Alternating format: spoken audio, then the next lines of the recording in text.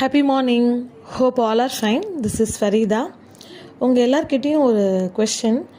நீங்கள் முட்டாளாக இருக்க ஆசைப்படுவீங்களா? நீங்கள் ஃபூலாக இருக்கிறதுக்கு அக்செப்ட் பண்ணுவீங்களா? உங்களுக்கு எதுவுமே தெரியாதுன்னு ஒத்துக்கிறதுக்கு நீங்கள் ஓகே சொல்வீங்களா? கண்டிப்பாக இல்லை, அப்படி தானே?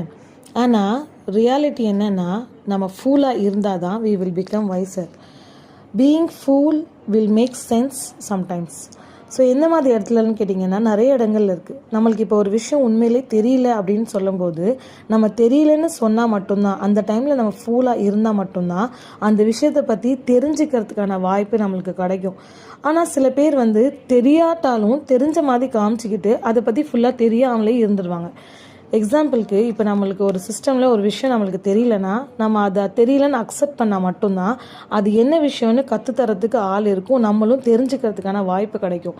நம்ம தெரியாமலே நம்மளுக்கு தெரியும்னு ஒத்துக்கிட்டோன்னு சொன்னால் அந்த விஷயம் நம்மளுக்கு தெரியாமலே போயிடும் இல்லையா? So being pool is sometimes so visor. That's 1 minute. See you tomorrow.